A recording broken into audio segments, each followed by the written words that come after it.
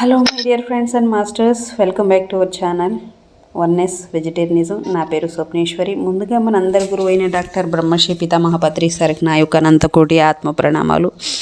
సత్యలోకవాసులకి, దివ్యలోకవాసులకి, మహాకారణ లోకవాసులకి, నక్షత్ర లోకవాసులకి, ఏంజల్స్కి, మహావతార్ బాబాజీకి, బుద్ధ భగవానుడికి, రామ్త మాస్టర్కి, పరమాత్మ అయిన సదానంద యోగి మహారాజ్కి, పరమ గురువులకి, పరమ గురు మండలికి అందరికీ నా యొక్క అనంతకోటి ఆత్మ ప్రణామాలు. హాస్టల్ మాస్టర్స్ అందరికీ పేరు పేరున స్వాగతం, సుస్వాగతం. Welcome masters, welcome welcome. Thank you. అయితే రోజులాగానే ఈరోజు కూడా మరింత జ్ఞానాన్ని, విజ్ఞానాన్ని షేర్ చేయడానికి మేడంకి సాదరంగా వెల్కమ్ చేసుకుందాం. వెల్కమ్ చేసుకునే ముందు ఈ వర్తమాన క్షణంలో ఉన్న ఐశ్వ చైతన్యానికి, నా యొక్క స్వయానికి కూడా అనంత కోటి ఆత్మ ప్రణామాలు. Madam welcome to our session madam. Over to you madam. Shanta madam. Thank you madam. Thank you. ముందుగా మన గురువు గారైన బ్రహ్మశ్రీ పితామహ పత్రి సార్ గారికి, స్వర్ణమాల పత్రి మేడంకి నా ఆత్మ ప్రణామాలు, కృతజ్ఞతలు. అలాగే విశ్వంలోని గురువులందరికీ ఆత్మ ప్రణామాలు, కృతజ్ఞతలు. నా తల్లిదండ్రులకి, జన్మనిచ్చిన తల్లిదండ్రులకి ఆత్మ ప్రణామాలు, కృతజ్ఞతలు, ధన్యవాదాలు తెలుపుకుంటూ వన్నెస్ వెజిటేరియనిజం టీవీ వ్యవస్థాపకులైన స్వప్నేశ్వర్ మేడం గారికి నా ఆత్మ ప్రణామాలు, కృతజ్ఞతలు. అలాగే నాకు ఎంతగానో సహకరిస్తున్న నా కుటుంబ సభ్యులకి ఆ కృతజ్ఞతలు, ధన్యవాదాలు. వర్తమానంలో ఉన్న విశ్వానికి, ఆ తర్వాత నా స్వయానికి కూడా నా ఆత్మ ప్రణామాలు, కృతజ్ఞతలు. Thank you. ఈ రోజు కూడా ఎప్పట్లాగే సూక్ష్మ శరీరయానం గురించి చెప్తున్నాను.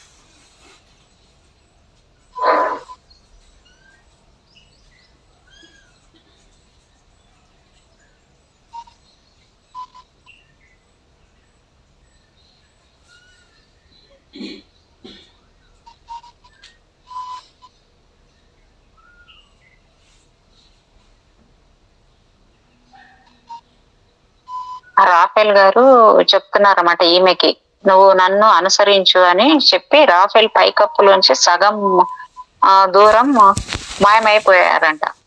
అంటే హాస్టల్ ట్రావెల్ చేస్తున్నారు ఇద్దరు వాళ్ళు. ఆగండి, నేను ఈ విధంగా చేయలేను. నేను ఉన్న చోటే నిస్సహాయంగా గాలిలో ఊగిసలాడుతూ భయంతో విస్మయంగా అరిచాను. ఎందుకు చేయలేవు? నీ ఆర ఇప్పటికే పైకప్పులో నుంచి సగం దూరం వచ్చేసింది. జాగ్రత్తగా చూస్తే నన్ను కూడా నువ్వు చూడగలుగుతావు అంటున్నాడు రాఫెల్. నిజంగానే నన్ను ఆవరించి ఉన్న అందమైన బుడగ లాంటి ఆర పై భాగము నాకన్నా ముందే పైకప్పులో నుంచి వెళ్ళిపోయింది.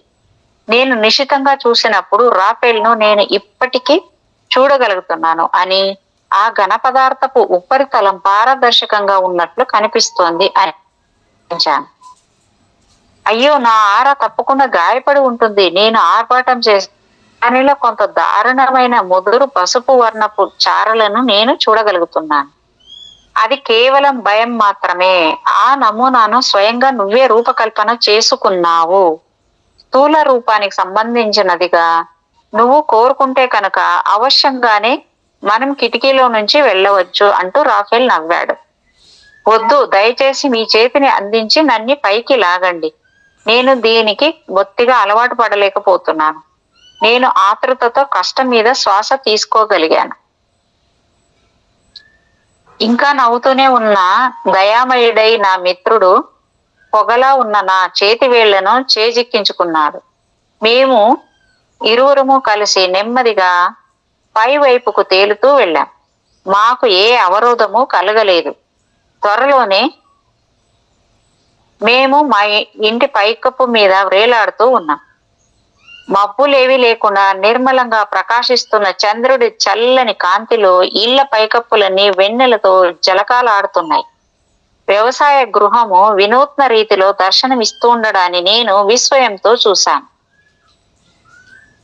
దానిలోని ప్రతి అంగుళము పొగలాంటి సూక్ష్మ ప్రతిరూపంతో పూర్తిగా ఆవరించబడి ఉంది. కాలం గడిచిన కొద్దీ కొంత నిస్తేజంగా అయిపోయిన ఓ సినిమాటోగ్రాఫ్ పిక్చర్ లాగా అది కనిపిస్తోంది. నా వెంటరా అని రాఫెల్ అసమానంగా అరిచాడు. నేను బలవంతంగా చూపు తిప్పుకున్నాను. వెళ్తున్న కొద్దీ వేగాన్ని పుంజుకుంటూ మేము స్థిరంగా తేలుతూ పైకి వెళ్తున్నాం. మా దిగువన పరుచుకుని ఉన్న దిక్కులన్నీ వెన్నెల వెలుగులో శోభాయమానంగా మెరిసిపోతున్న చిత్రాన్ని చూసి నేను పరవశమైపోయాను. అప్పుడప్పుడు నేను ధైర్యం కోసం నాకు ప్రాణాధారమైన తీగ వైపు చూసుకున్నాను. గాలిపటపు దారంలాగా అది దిగువన స్థిరంగా సాగుతూ ఉంది. నేను రాఫెల్ను సిల్వర్ కార్డ్ వైపు కూడా చూశాను. అది కూడా నా సిల్వర్ కార్డ్ ప్రక్కనే వేలాడుతుండడాన్ని చూడడం ఆసక్తికరంగా ఉంది. ఇక చాలు, మధ్య మధ్యలో అలా తొంగి చూడకు అని నా సహచరుడు దృఢంగా ఆజ్ఞాపించాడు. నీకు చెందిన ఆ చిన్న కళేబరంలోకి తిరిగి వెళ్ళిపోవడం గురించి అంత ఆత్రుత ఎందుకు? నిజంగానే ఇక్కడ పైన ఉండడం ఎంతో బాగుంది కదా. ఇక మనం వెళ్తున్న కొద్దీ నువ్వు ప్రతి దాన్ని శ్రద్ధగా గమనించాలి అని నేను కోరుకుంటున్నాను అని చెప్పాడనమాట రాఫెల్. మేము నమ్మలేనంత వేగంగా వెళ్తూ ఉండాలి, ఎందుకంటే ఇప్పటికే దాదాపు ఊరంతా మాకు కనిపిస్తుంది. పురాతనమైన పాఠశాల పటంలా అది మా ముందు పరుచుకొని ఉంది. వెన్నెలలో నదుల ఉపరితలాలు తళతళలాడుతూ ఉండడం వలన అవి స్పష్టంగా కనిపిస్తున్నాయి. బలపపు రాతితో రూపొందిన ఇళ్ల పైకప్పుల నుంచి ప్రతిబింబిస్తున్న కాంతి వలన పట్టణాలను, అలాగే నల్లని మసిలాంటి గాఢత వలన అడవులను గుర్తించవచ్చు. ఎంత అందంగా ఉంది అని నాలో నేనే మెల్లగా అనుకున్నాను. ఏలో ఈ విధంగా స్వేచ్ఛగా వ్రేలాడుతూ ఉండడం అనేది తలుపులు తీయబడిన విమానపు శుద్ధ పూరితమైన నిర్బంధంలో ఉండడం నుంచి ఎంతో విభిన్నమైనది. మా చుట్టూ ఉన్న వాతావరణం ఏ విధమైన అవరోధాలని కలిగిస్తున్నట్లు కనిపించకపోవడం వల్ల మేము ఇప్పుడు అపరిమితమైన వేగంతో వెళ్తున్నాం. మా దిగువన కనుచూపు మేరలో దృశ్యము అతి చిన్నదిగా కుచించుకుపోవడం అనేదే మా వేగానికి నిదర్శనం. నువ్వు ఎథరిక్ వలను చూడగలుగుతున్నావా లేదా అని అడిగాడు రాఫెల్. నీ కంటి చూపు పాక్షికంగా భౌతిక పరమైనది అయ్యే ఉంటుంది. నేను దాని కేంద్రాన్ని మారుస్తున్నాను అని చెప్పాడు అనమాట ఆయన. నేను ఏకాగ్ర దృష్టితో దిగువన ఇప్పుడు సూక్ష్మంగా కనిపిస్తున్న పల్లె దృశ్యం వైపు చూశాను. శరత్కాలపు ప్రభాత సమయంలో ఓ సాలెగూడులాగా భూమిపైన అతి సన్నని వెండిపోగుల అల్లిక ఆనవాళ్లు పరుచుకొని ఉండడం నెమ్మదిగా నేను చూడగలిగాను. నేను ఉద్రేకంతో ఊపిరి బిగబట్టాను. నాకు సాధ్యమైనంత సూక్ష్మ దృష్టితో చూశాను. ఈ కొత్త దృష్టికి నా కళ్ళు అలవాటు పడిన తర్వాత ఆ అల్లిక మరింత ఎక్కువ స్పష్టంగా కనిపించింది. అది అరణ్య ప్రాంతాల్లో ఒత్తుగా ఉండి నదులతో పాటు శక్తివంతంగా ప్రవహిస్తూ రహదారులపైన కాంతిహీనంగా కనిపించింది. ఆ అల్లికలో ఒక బీట ఉంది. నేను అకస్మాత్తుగా అరిచాను. సరిగ్గా ఇప్పుడు మనం ఉన్న ప్రాంతానికి క్రింది వైపు. అవును అన్నాడు రాఫెల్. ప్రయత్నించినప్పుడు నువ్వు ఓ చక్కని విద్యార్థినిలా ఉంటావు. అది ఒక బాంబు విస్ఫోటనం వలన ఏర్పడిన బీట. నువ్వు ఎంతో నిశితంగా గమనిస్తూ ఉండడం వల్లనే దానిని చూడగలిగావు. ఇక దానిలో నుంచి చూడడానికి ప్రయత్నించు. భూమిలో నుంచా అని ఈమె అడిగిందనమాట. నేను నసుగుతూనే అయినా విధేయతతో గమనిస్తూ అడిగాను. అవును, నేను చూడగలుగుతున్నాను. నా శరీరంలోని అణువణువును ఆవరించి ఉన్నట్లుగానే క్రింద కూడా ఆ అల్లిక అంతటినీ ఆవరించి ఉండి పారదర్శకంగా కనిపిస్తోంది. నేను విచిత్రమైన ఆకారాలను, అస్పష్టమైన కదలికలను, మెరిసే కాంతి ఆనవాళ్లను చూశాను. ఆహా రాఫెల్, భూమిని ఈ విధంగా చూస్తుంటే నా భౌతిక రూపాన్ని చూస్తున్నట్లుగానే ఉంది. ఇది నాకు వికారాన్ని కలిగిస్తుంది. ఇక ముందు ఏం చూడాల్సి వస్తుందో అని దాదాపుగా నేను బెదిరిపోతున్నాను. భాగ్యవశానని ఇక నేను ఏమాత్రం స్పష్టంగా చూడలేనంత దూరంగా మనం వెళ్ళిపోతున్నాం. ఇది నిజమే. నేను మాట్లాడుతూ ఉండగానే భూమి ఉపరితలం అంతా క్రమంగా దృష్టిపథంలోకి వచ్చింది.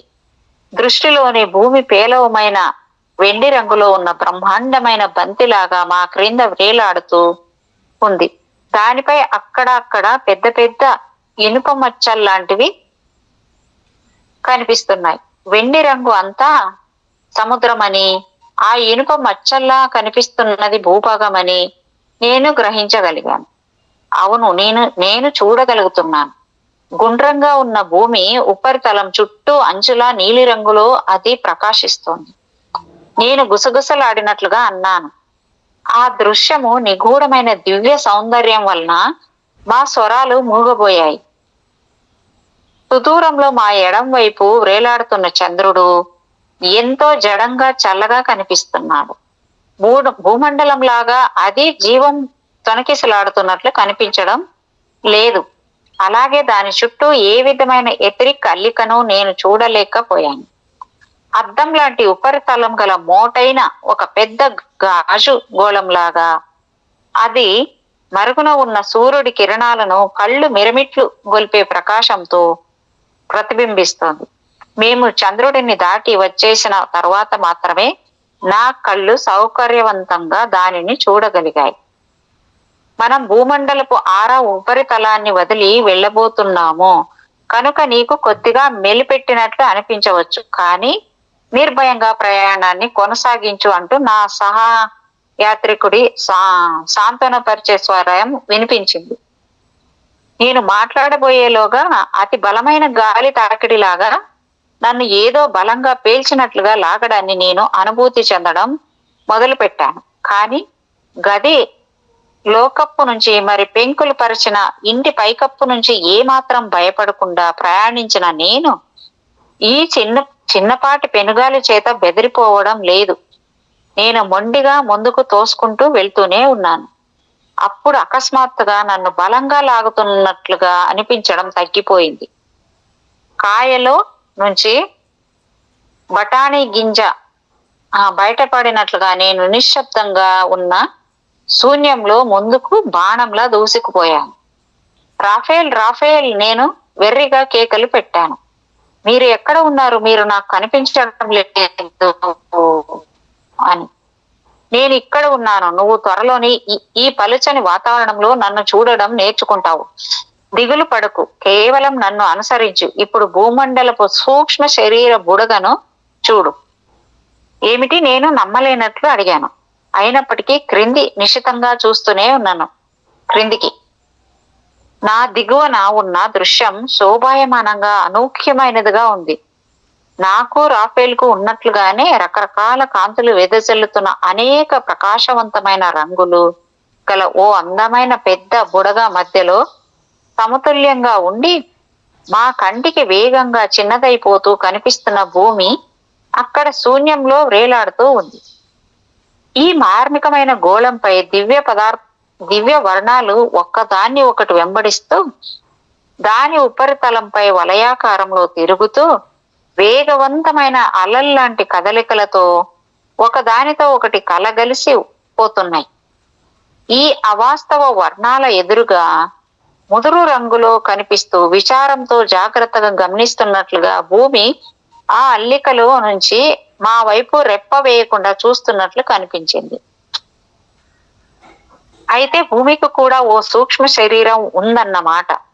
కానీ రఫేల్, సూక్ష్మలోకపు పదార్థం అనేది భావోద్వేగాలకు, అనుభూతులకు సంబంధించినది అని మీరు చెప్పారు కదా.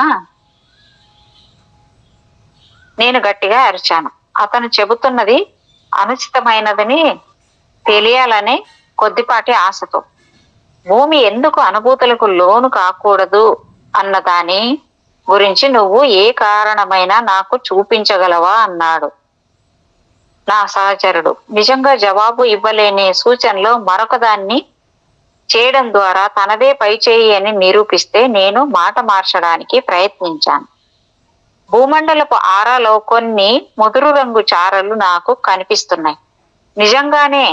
నిజంగానే గుణపరమైన దోషాలు అనేవి దాని భావం కాదు కదా. ఈ విశ్వంలో సృష్టించబడినవి అన్ని పరిపూర్ణత యొక్క ఉన్నత స్థాయి దిశగా వికసిస్తున్నాయి. కానీ మనం మన దృష్టిని మళ్ళిద్దాం. మనం ఆ మహోన్నత జీవిని ఆ విధంగా సూక్ష్మ పరిశీలన చేయడం అనేది భూమండలం పట్ల అమర్యాదగా వ్యవహరించడమే అవుతుంది అని రాఫెల్ అంటున్నాడు అన్నమాట. ఆశ్చర్యకరమైన ఆలోచన స్రవంతి మొదలైంది. నేను జాగ్రత్తగా నా చూపును మళ్లించినప్పటికీ ఆలోచిస్తూనే లోనూ ఉన్నట్లు కనిపిస్తోంది.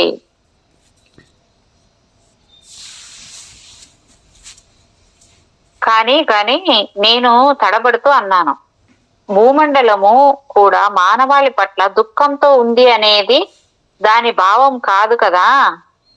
ఇప్పటికి నేను రాఫెల్ను మళ్ళీ ఎంతో స్పష్టంగా చూడగలిగేలా శక్తిని పుంజుకొని ఉంటాను. ఎందుకంటే నా ప్రశ్న తర్వాత నేను ప్రశ్నకు ప్రక్కకు తిరిగాను. గ్రహించడానికి నేను చేస్తున్న కఠిన ప్రయాస తన అంచనాలను మించిపోయినట్లుగా గంభీరమైన ఆకారంతో అతని చూపులు స్థిరంగా నాపై నిలిపి ఉన్నాయి. అయినప్పటికీ ఆశాభంగాన్ని కలిగించే ఆకస్మికతతో అతను తటాలను చెప్పినది ఏమిటంటే, ఎందుకు కాకూడదు అంటాడనమాట. కానీ అది మరీ నమ్మలేనిదిగా ఉంది అని నేను అన్నాను. అలవాటు లేని అలాంటి కొత్త భావన పట్ల కోపంతో నేను దాదాపు రోషంగానే ఆ మాట అన్నాను. మిత్రమా, నేను చూసే వాటిన్నింటిలోకి నిజంగా నమ్మలేనిదిగా నాకు కేవలం ఒకే ఒక్క విషయం కనిపిస్తుంది. అది ఏమిటంటే మానవ అజ్ఞానపు సంపూర్ణమైన వివేకహీనత. నిజమే, మేము నిజంగానే మమ్మల్ని మేము తప్ప మిగిలిన వాటన్నింటినీ మర్చిపోయినట్లే కనిపిస్తుంది. నేను సాలోచనగా అంగీకరించాను. భూమండలం అంతటి బ్రహ్మాండమైన జీవికి చెందిన బాధలు, భావోద్వేగాలు ఎంత శక్తివంతంగా ఉంటాయి అనేది ఆలోచించడం, మరి వాటిని అల్పుడైన మానవుడి సమస్యలతో పోల్చడం బుద్ధిహీనమైనదే అవుతుంది. అది పూర్తిగా అలానే ఉంటుంది. ఖచ్చితంగా చెప్పావు. నువ్వు ఇప్పటికే ఈనాటి పాఠంలో కొంత నేర్చుకున్నావు అనేది నేను చూస్తున్నాను. మిత్రమా, భాగాల పరస్పర సంబంధానికి చెందిన జ్ఞానము నీలో కొంత మార్పు చెందుతోంది. అతను నా వైపు వెక్కిరింతగా చూశాడు. నేను అపరాధ భావనతో అతని వైపు చూశాను. నా సొంత సమస్యలు ఎల్లప్పుడూ ఎంత పెద్దవిగా కనిపించేవో నాకు జ్ఞాపకం వచ్చింది. ప్రస్తుతం నేను వాటిని గుర్తు చేసుకోలేకపోతున్నాను. అయినప్పటికీ నేను ఇతర మానవుల గురించి దిగులు పడ్డాను. నేను అయోమయంగా తడబాటుతో క్షమాపణలు కోరడం మొదలు పెట్టాను. కానీ రాఫెల్ కళ్ళలోని తలుపు హెచ్చింది. నేను క్షమాపణలు కోరడం ఆపేసి ఒక్కసారిగా బిగ్గరగా నవ్వేశాను. ఇక ప్రస్తుత విషయానికి వద్దామని నేను నిన్ను అడగవచ్చా? తెచ్చిపెట్టుకున్న గాంభీర్యంతో అతను అన్నాడు. నీ ఆశ దృక్పథాన్ని తెలుసుకోవడానికి నువ్వు ఎంతో దూరం పయనించాల్సి వచ్చింది. కానీ వెళ్ళవలసిన దూరం ఇంకా ఎంతో ఉంది అన్నాడు ఆయన. రాఫెల్ ఇంకా ముందుగా నా మాట నాకే మూర్ఖంగా అనిపించింది. కానీ మనం ఇప్పటికే విశ్వపు అంచు దగ్గర ఉన్నట్లు కనిపిస్తోంది. నువ్వు నీ కళ్ళను మరి నీ బుద్ధిని వినియోగించడం మర్చిపోతున్నావు. ఎంతో దుర్బలమైన మన చిన్న చిన్న టెలిస్కోపులకి కోట్లాది నక్షత్రాలు కనిపిస్తున్నాయి అనేది గుర్తు తెచ్చుకో. వాటి సంగతి ఏమిటి? నువ్వు వాటి గురించి మర్చిపోయినట్లున్నావు. ఏమిటి, మనము ఓ నక్షత్రాన్ని సందర్శించబోతున్నామా? లేదు, ఈ రాత్రికి కాదు. కానీ నీకు ఖగోళ శాస్త్రం గురించి ఎంతవరకు తెలుసు? మన సౌరమండలం గురించి నువ్వు నాకు ఏం చెప్పగలవు అని అడిగాడనమాట ఆయన. అది గ్రహాల సముదాయం అని నాకు తెలుసు. 7 ప్రధానమైనవి అని నేను నమ్ముతున్నాను. మిగిలినవి అంతగా పేరు పొందినవి కాదు. ఆ గ్రహాలన్నీ సూర్యుడి నుంచి వాటిదైన ప్రత్యేక దూరంలో ఉండి సూర్యుడి చుట్టూ పరిభ్రమిస్తూ ఉంటాయి. ఈ సముదాయం అంతా కలిసి మన సౌరమండలంగా ఏర్పడుతుంది. ఒక స్త్రీ తెలుసుకోగల విషయాలతో పోల్చి చూస్తే బాగానే చెప్పావు. సూర్యుడికి అతి దగ్గరగా ఉండే గ్రహం ఏదో నీకు తెలుసా? అది చిన్నగా ఉండే బుధ గ్రహం కదా అని ఈమె చెప్పిందనమాట. సరిగ్గా చెప్పావు వెరిటీ. ఇప్పుడు నువ్వు అది ఎక్కడ ఉందో గుర్తించగలవేమో చూడు అన్నాడు రాఫెల్. నేను క్రింది వైపుకు చూశాను. అక్కడ మారిన దృశ్యాన్ని చూసి ఆశ్చర్యంతో పులికించిపోయాను. మేము శ్రమను మరి వేగాన్ని అనుభూతి చెందలేనప్పుడు మేము ఎంత వేగంగా ప్రయాణిస్తున్నాం అనేది గుర్తుంచుకోవడం కష్టం. క్షణకాలం పాటు నేను భూమి ఎక్కడ ఉందో గుర్తించలేకపోయాను. ఎందుకంటే మా కంటి ముందు అకస్మాత్తుగా సాక్షాత్కరించిన ఇతర గ్రహాల మహాసముదాయం మధ్యన అది సమతులనం చేయబడి ఉంది. ఆ గ్రహాల మధ్య ఉన్న ఒక మండుతున్న అగ్నిగోళాన్ని నేను వెంటనే సూర్యుడిగా గుర్తించాను. ఆ మహాతారావళిని నేను జాగ్రత్తగా అధ్యయనం చేశాను. చివరకు నేను భూమిని గుర్తుపట్టాను. ఎందుకంటే అంత దూరంలో కూడా నేను భూమండలంపై భూభాగం మరి సముద్రాల ఆకారాన్ని అస్పష్టంగా తెలుసుకోగలిగాను. సూర్యుడికి బాగా దగ్గరగా ఉన్న ఒక అతి చిన్నదైన ప్రకాశవంతమైన గ్రహాన్ని నేను బుధ గ్రహంగా భావించాను. ఆ తర్వాత అందమైన నీలిరంగు ఛాయతో ఒక పెద్ద గ్రహం, ఎర్రని ప్రకాశంతో మరొకటి ఇంకొంత దూరంలో ఆకుపచ్చ రంగులో ఉన్న కారణంగా ప్రస్ఫుటంగా కనిపిస్తున్న ఒక గోళం ఉన్నాయి. నేను జాగ్రత్తగా చూడాల్సి వచ్చింది. ఎందుకంటే ఈ పెద్ద గ్రహాల మధ్య ఉన్న ప్రదేశము అంతా తళతళలాడుతూ ఉన్న చిన్న చిన్న నక్షత్రాలతో కూడి ఉంది. వాటిలో కొన్ని ఒక చోట రాశిలా ఉన్నాయి. కొన్ని నక్షత్రాలు చలనం లేకుండా స్థిరంగా ఉన్నాయి. మిగిలిన వాటి సమీపంలో కొద్దిగా ఊగుతూ ఉన్నాయి. అయినప్పటికీ కూడా నేను గ్రహాలను, వాటిని ఆవరించి ఉన్న కొన్ని చిన్న చిన్న చంద్రులను కూడా గుర్తించగలిగాను. నువ్వు బుధ గ్రహం ఎక్కడ ఉందో కనిపెట్టావా అని అడిగాడు రాఫేల్. మరి నీలి వర్ణపు శుక్ర గ్రహాన్ని, ఎర్రగా ఉండే అంగారక గ్రహాన్ని, ఆకుపచ్చని శని గ్రహాన్ని, షబాష్ వెరిటీ, ఇప్పుడు జాగ్రత్తగా చూడు. ఎందుకంటే నువ్వు ఈ దృశ్యాన్ని శాశ్వతంగా నీ మనోపలకంపై ముద్రించుకోవాలి అని నేను కోరుకుంటున్నాను. నువ్వు ఏదైనా కదలికను గమనించావా? సహజంగానే ఈ తారామండలం అంతా సూర్యుడి చుట్టూ ఒకే దిశలో పరిభ్రమిస్తోంది అని నాకు తెలుసు. నేను ఈ మహాగమనాన్ని అస్పష్టంగా గ్రహించగలుగుతున్నట్లు అనిపిస్తోంది. అవును, ఆశ్చర్యకరంగా నేను చూస్తుండగానే బుధ గ్రహం కదులుతూ ఉంది. బాగా చెప్పావు. నువ్వు చాలా చక్కగా గమనిస్తున్నావు.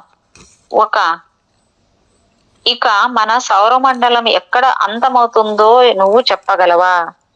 అంత్యమవ్వడమా? నేను సందేహిస్తూ ఆ మాటను మారు పలికాను. అన్ని దిక్కుల్లోనూ అనంతంగా పరుచుకున్న విస్తారమైన నక్షత్ర మండలాన్ని రెప్పవేయకుండా చూస్తూ నక్షత్రాలు అన్ని దిక్కుల్లోనూ కోటాను కోట్ల నక్షత్రాలు నా కంటికి కనిపించాయి. పెద్ద నక్షత్రాలు, చిన్న నక్షత్రాలు, ప్రకాశవంతమైనవి మరి నిస్తేజమైనవి, ఒంటరిగా సమతల స్థితిలో ఉన్నవి మరి సమూహాలు కూటములుగా కలిసి ఉన్నవి కనిపించాయి. లేదు, ఇన్ని కోట్ల నక్షత్రాల నడుమ మన సౌరమండలం ఎక్కడ అంతమవుతుందో ఎవరైనా చెప్పగలరు? నేను ఆశ్చర్యంగా అన్నాను. మీరు నా నుంచి మరీ ఎక్కువగా ఆశిస్తున్నారు రాఫేల్. ఓర్పు వహించు మిత్రమా అన్నాడు రాఫేల్. ఆకాశ వీధిలోని అద్భుతాలను చూపుతున్న నా మార్గదర్శకుడు బుజ్జగించినట్లు సౌమ్యంగా అన్నాడు. దానిని చెప్పగల మార్గం ఉంది. మన సౌరమండలపు ఎతిరిక్ అల్లికను అన్వేషించవచ్చు కదా. అల్లిక? ఆకాశం మధ్యలో ఓ అల్లిక ఎలా ఉండగలుగుతుంది? నేను అతనిని వారించాను. అయినప్పటికీ నా దృష్టిని జాగ్రత్తగా కేంద్రీకరించడాన్ని ఇప్పుడు నేను నేర్చుకున్నాను. కనుక ఆ అల్లిక కోసం వెతికాను. అప్పుడు నాకు ఎతిరిక్ అల్లిక కనిపించింది. నా దిగువన ఉన్న దృశ్యం క్రమక్రమంగా ఓ విచిత్రమైన మరి అందమైన ప్రాధాన్యతను సంతరించుకుంది. మొదట నేను సజీవమైన విద్యుత్ పోగుల సన్నని అల్లిక కొద్దిగా కనిపిస్తుండడం అస్పష్టంగా గ్రహించగలిగాను. ఆ అల్లికలో ఉన్న నక్షత్రాల ప్రభాత సమయంలో సాలెగూడు మీద మెరుస్తున్న మంచు బిందువులలాగా కనిపిస్తున్నాయి. ప్రకృతి మాత నక్షత్రాలు అనే కురులను ఒక బ్రహ్మాండమైన వలతో ముడివేసినట్లుగా ఈ అల్లిక నక్షత్రాలను ఒడిసి పట్టుకుని కొన్ని వందల వేల నక్షత్రాలను మిగిలిన విశ్వం నుంచి పూర్తిగా వేరు చేస్తోంది. ఈ బ్రహ్మాండమైన వేల మధ్యలో ఘనంగా ఉజ్వలంగా శోభిల్లుతున్న చిన్న గోళమైన మన సూర్యుడు ప్రకాశిస్తున్నాడు. ఆ సాలెగూడు లాంటి అల్లిక మధ్య భాగంలో కేంద్రంలో సరిగ్గా దాని నాభి స్థానంలో సూర్యుడు ఉన్నాడు. ఎందుకంటే ఇంద్రధనస్సు వర్ణాల ఛాయలో ప్రకాశిస్తున్న సన్నని ప్రోగులు సూర్యుడి మధ్య భాగంలో నుంచి బయటికి విస్తరించి గ్రహాలతో అనుసంధానమై ఉండడం నేను చూశాను. ఈ సజీవ కిరణాలలో 7 నేను లెక్క పెట్టాను. అందువలన 7 ప్రధానమైన గ్రహాలను నేను గుర్తించగలిగాను. ఈ సన్నని ప్రోబుల్లాంటి కిరణాల నుంచి ఆ గ్రహాలు విభిన్నమైన వర్ణఛాయలను పొందాయి అని, సూర్యుని నుంచి అవి జీవాన్ని పొంది పోషింపబడుతున్నాయి అని నేను గ్రహించాను. ప్రతి ఒక్క గ్రహము మళ్ళీ 7 రంగుల కిరణాలను ప్రసరిస్తోంది. ఈ కిరణాలు మళ్ళీ చిన్న నక్షత్రాల మధ్య విభజించబడి అవి అతి సన్నని సాలెగూడు లాంటి విద్యుత్ ప్రోగుల అల్లికగా విస్తరించే వరకు పునర్విభజించబడుతూనే ఉన్నాయి. అది ఎంతటి దివ్య దృశ్యం అంటే దానిని సంపూర్ణంగా అభివర్ణించడం అసాధ్యం. సప్తకం సూర్యుడి నుంచి గ్రహాల వైపు వెళ్తున్న నాళాలను మరోసారి లెక్క పెడుతూ సనాతన ప్రజ్ఞా ప్రబోధాలను కొన్నింటిని జ్ఞాపకం చేసుకుంటూ నాలో నేను మెల్లగా అనుకున్నాను, ఈ దృశ్యాన్ని నేను ఎన్నటికీ మర్చిపోలేను. ఇంతటి సౌందర్యం ఉంది అని, ఇంత అద్భుతమైన రూపకల్పనలు ఉన్నాయి అని నాకు తెలియదు. మన నక్షత్ర మహామండలం ఎంతటి సంపూర్ణమైన మరి ప్రత్యేకమైన సమస్తమో నేను ఇప్పుడు గ్రహించగలుగుతున్నాను. మన సౌరమండలం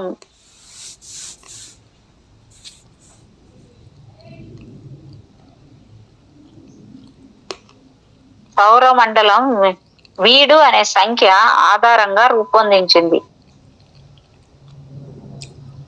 ఆ విషయాన్ని మర్చిపోకు. ఇప్పుడు మనం కొద్దిగా ప్రక్కకు వెళ్లి దూరం నుంచి ఈ దృశ్యాన్ని చూద్దామన్నాడు రాఫేల్. అతని కళ్ళు మరోసారి మెచ్చుకోలుగా నా వైపు చూస్తూ సంతృప్తితో మెరిశాయి. కొద్దిగా ప్రక్కకు వెళ్ళడం అంటే కోట్లాది మైళ్ళ దూరం అయి ఉంటుంది. ఎంతో విస్తారమైన ఆ నక్షత్రాల వల్ల మా దిగువన రత్నాలు పొదిగిన ఓ దేదీప్యమైన మహాగోళంలా కనిపించే వరకు మేము దాని నుంచి దూరంగా వైదొలుగుతూ ఉండగా నేను ఆలోచించాను. నువ్వు ఇప్పటికీ స్పష్టంగా చూడగలుగుతున్నావా అని అడిగాడు రాఫేల్, ఎంతో నెమ్మదిగా నా సమాధానం కోసం ఆసక్తిగా నిరీక్షిస్తూ.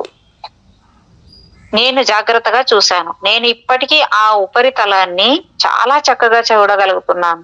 నేను నెమ్మదిగా గొనిగినట్లు చెప్పాను. నాకు దానిలో నుంచి సూర్యుడు ఇక కనిపించడం లేదు. కానీ ఆ అల్లిక దానిలో నుంచి మరీ దిగువకు వెళ్ళడం నేను చూడగలుగుతున్నాను. దిగువన అస్పష్టమైన కాంతులను, కదలికలను నేను చూడగలుగుతున్నాను. అదేంటి రాఫీల్, అది నాకు అచ్చం భూగోళంలానే కనిపిస్తుంది. సౌరమండలం కూడా ఒక మహా దేహమేనని మీరు నాకు చెప్పబోవడం లేదు కదా. నేను దాదాపు నిస్పృహతో కష్టం మీద ఊపిరి తీసుకున్నాను. రాఫేల్ ఎంతో ప్రేమపూర్వకంగా సౌమ్యంగా నా వైపు చూసి నవ్వి మాట్లాడడానికి పెదవి విప్పాడు. అవును, మీరిప్పుడు ఏం చెప్పబోతున్నారో నాకు తెలుసు. అలా ఎందుకు కాకూడదు? నేను అతను మాట్లాడబోయేంతలోనే అనేశాను. అలా ఎందుకు కాకూడదు? కానీ అలాంటి నమ్మలేని సంగతులను ఎవరైనా ఎలా విశ్వసించగలరు? రాఫేల్ చెప్పడం మొదలు పెట్టాడు. సత్యాన్వేషకుడు 2 విషయాలను నేర్చుకోవాలి. ఏదైనా సాధ్యమేనని అతను విశ్వసించడం నేర్చుకోవాలి. మరి అతను దేనిని అంతిమ సత్యంగా ఎన్నడూ అంగీకరించకూడదు. ఇప్పుడు మనం మరికొంత దూరం వెళ్దాం అన్నాడు ఆయన. మరికొంత దూరమా? మరికొంత దూరం ఎక్కడికి అని నేను అడిగాను నిస్సహాయంగా చుట్టూ చూస్తూ. మన స్వగృహం, మన సౌరమండలం నుంచి దూరంగా వెళ్దాం. ఓర్పు వహించు మిత్రమా, మన యాత్ర దాదాపు ముగింపుకు వస్తోంది. మా దిగువన ఉన్న నక్షత్ర కూటములతో నిండిన ఆ అల్లిక నుంచి మేము వేగంగా దూరం వెళ్ళిపోతుండగా నేను నిరాధారమైపోయినట్లుగా అనిపించింది. ఒకవేళ మేము ఎప్పటికైనా తిరిగి వస్తే కనుక మళ్ళీ వెనక్కి తిరిగి రావడానికి ఎంత కాలం పడుతుంది? అయితే మేము నక్షత్ర సమూహాలతో నిండిన 2 సాలెగూళ్ళ లాంటి అల్లికల వైపు చూస్తున్నాం అని నేను ఆకస్మికంగా గ్రహించినప్పుడు నా ధ్యాస వాటిపైకి మళ్ళింది. నేను రెప్ప వేసి మళ్ళీ చూశాను, కానీ అవి అక్కడే ఉన్నాయి. అదేంటి, మరొక సౌర మండలం కాదు కదా? నేను సాహసించి అడిగాను. నువ్వు సరిగ్గానే ఊహించావు. ఇక్కడ 3వది 4వది ఉన్నాయి, అక్కడ మరొకటి ఉంది. అన్నీ మన సౌర మండలానికి ఎంతో చేరువలోనే ఉన్నాయి. ఇప్పుడు చూడు. క్రమక్రమంగా మా దిగువన వేలాడుతూ ఉన్న రత్నాలు పొదగబడిన వలతో కూడిన అందమైన గోళాలు నుంచి మేము దూరంగా వెళ్ళిపోయాం.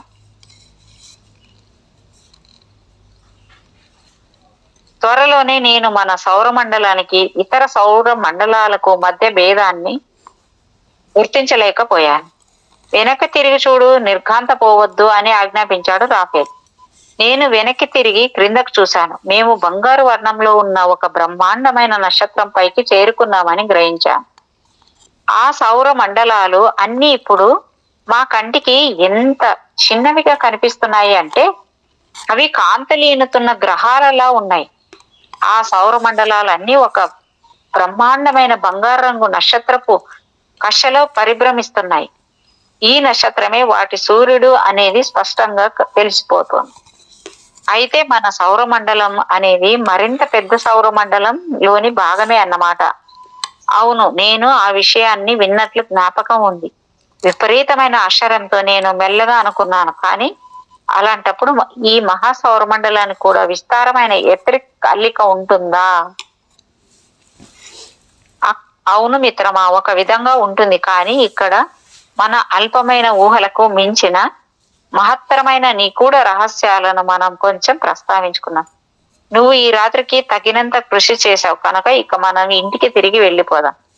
కేవలం మరొక్కసారి చూస్తాను అని నేను అభ్యర్థించాను.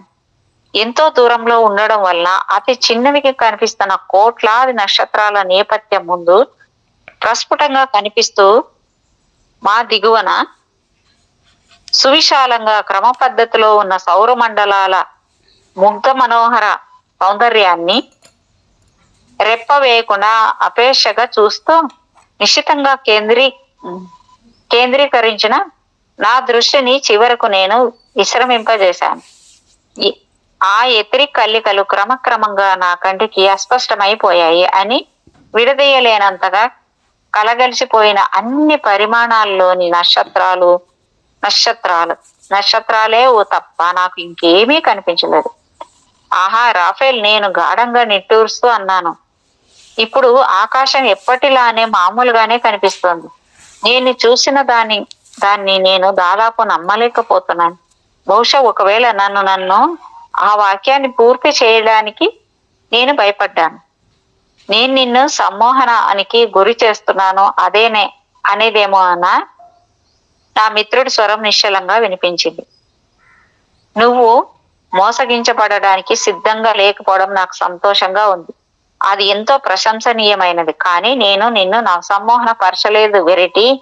నువ్వు చూసినదంతా పూర్తిగా సత్యమే, ఒక దశ వరకు. అయినప్పటికీ నేను ఈ రాత్రి నీకు చూపించినది అంతా మరో కోణం నుంచి నేను చూపించగలగడం సాధ్యమే. ఒకవేళ అలా చేసి ఉంటే కనుక అది ఎంతో భిన్నంగా కనిపించి ఉండేది. ఇప్పుడు నువ్వు దానిని ఆకలింపు చేసుకోగలవు, ఎందుకంటే నువ్వు ఎంతో తెలుసుకోవాలని అనుకుంటున్నావు. నేను అతని వైపు దిగ్భ్రాంతిగా చూశాను. ఆహా, నేను శ్వాసించాను. అసలు అది ఎలా ఉంటుందో అని అంటున్నట్లే ఇక చాలు ఆజ్ఞాపించాడు నా మిత్రుడు. మనం మొదలుపెట్టి పెట్టక ముందే నువ్వు నా బుర్ర బద్దలు కొట్టుకోవడం నాకు ఇష్టం లేదు. ఆధ్యాత్మిక పరమైన అత్యాశ అనేది ఉంటుంది తెలుసా. ఇక మనం ఇంటికి వెళ్ళిపోతున్నాం. అయ్యో, అసలు మనం ఎలా తిరిగి వెళ్ళబోతున్నాం? మీకు ఖచ్చితంగా ఈసారి ఆ దారి తెలుసా? నేను ఆర్భాటం చేయడం మొదలు పెట్టాను. పిరికి నేస్తమా, అయితే నువ్వు చివరకు నీ ప్రాణాధార తీగను గురించి మర్చిపోయావన్నమాట. రాఫేల్ ఆట పట్టించాడు. మనం భవిష్యత్తు కన్నా ఎంతో వేగంగా ప్రయాణించగలం అనేది కూడా మర్చిపోయావు కదా. నువ్వు కేవలం నీ నీ శరీరాన్ని గురించి ఆలోచించిన వెంటనే నువ్వు అక్కడ ఉంటావు.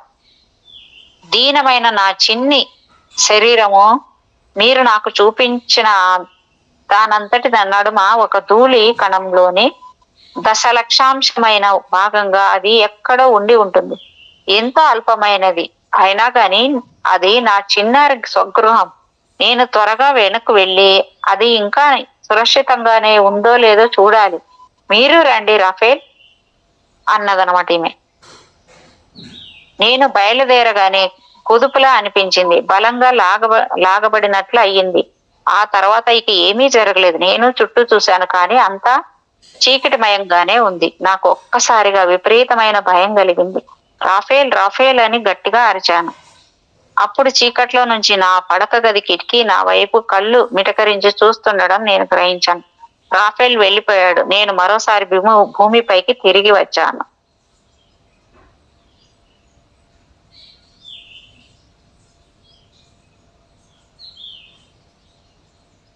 మేడం ఇక్కడ క్లోజ్ చేసుకుందామా?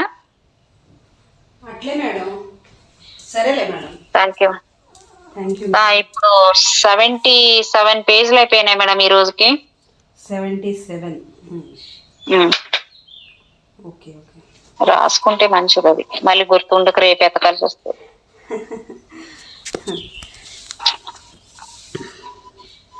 Okay madam, 77.